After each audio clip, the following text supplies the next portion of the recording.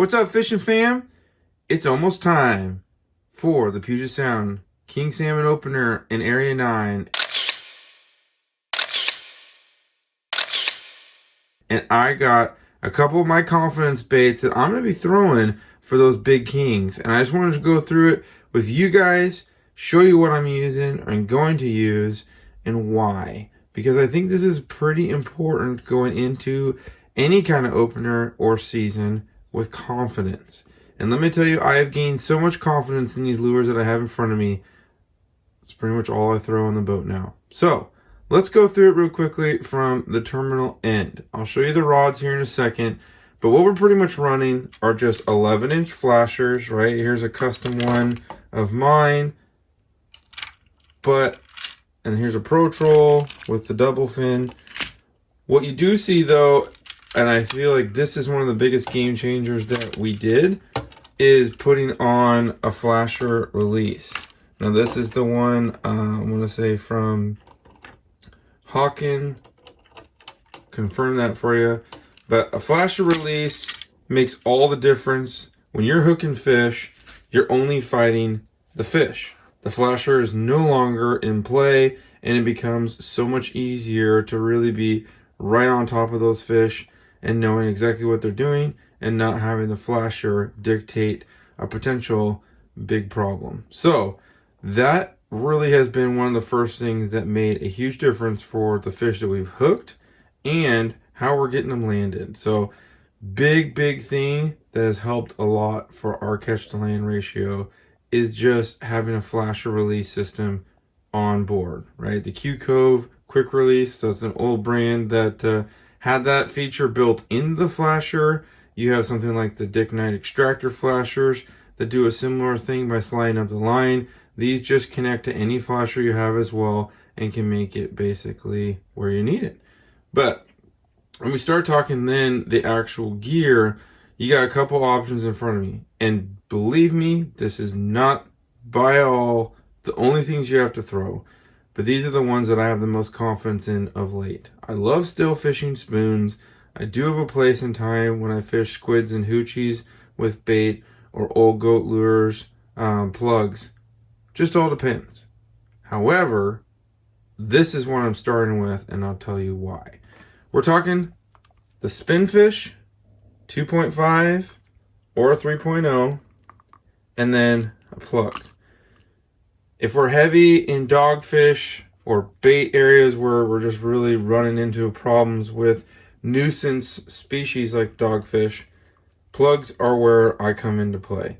You can run them faster. You can not have to worry about the fact that something like a dogfish is going to get on them. So they do a lot better, I think, in those areas and times. Puget Sound is notorious off Puget Sound's notorious off possession bar for having those dogfish here in the summer.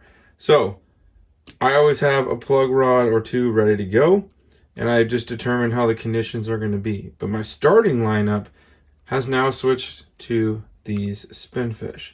Now what's so awesome about these Spinfish, if many of you not seen it, and I'm going to do this one-handed, they break apart in the center like this, allowing you to stuff bait. In this case, it could be a strip of herring.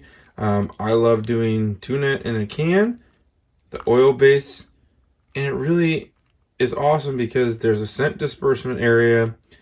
You have bait always on there.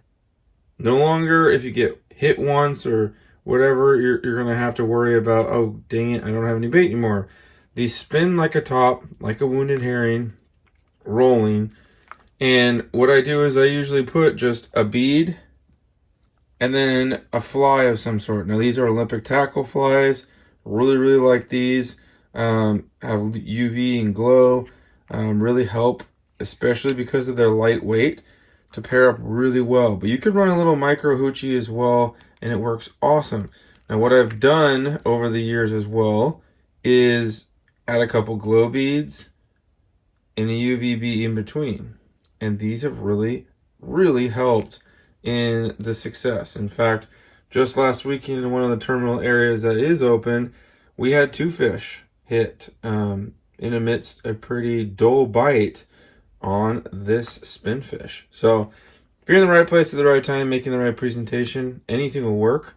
But when it's slow and sometimes a little bit harder bite, some of these little things make a huge difference. Now, there's some awesome colors as well. This Seahawk one is one of my favorites, especially for coho, but kings love it too. But again, a similar setup with the fly, and it really, really works. Now, we're running right about 30 to 36 inch leader is what I've been seeing productive. The kings seemingly like it a little bit longer, so if I'm seeing 36 not working, I might bump it out even to 42, like your normal spoon length, and it's been really helping out. So what I found then, because of these spin fish, you can really play what the fish want, right? Because this is your ability to separate it, you can mix and match the bottoms and tops with other ones and be able to create a custom color without even having the cool tapes or anything like that. I got Hypervis tape on here for glow and on the sides, extra flash. Does it help? Absolutely. Is it necessary? Not necessarily. But you can change things up. You can add different scents. And for me, it's the confidence, right? You guys may have your own confidence bait, and that's amazing and awesome. I say stick with what you're confident in. But what's come to me of late is the ability for these lure systems to outproduce everything else on the boat, to the point that I literally had to stop using other techniques because these are fishing so well. That has been the difference for me. Let's go take a look at a rod.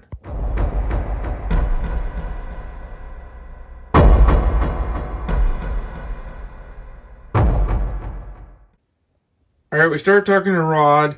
There's a couple ways that I think really helps with these Puget Sound Kings. Are line counters necessary? No. However, this is one of the rods that I use both off the downrigger and as a shotgun rod off the back of the boat. So I do usually have a low profile line counter on most of my reels just for that multi-purpose. But this is a Velocity 9'6", 12 to 25. Works great as a downrigger rod with a little more backbone. Works great as a dropper rod for some of these kings.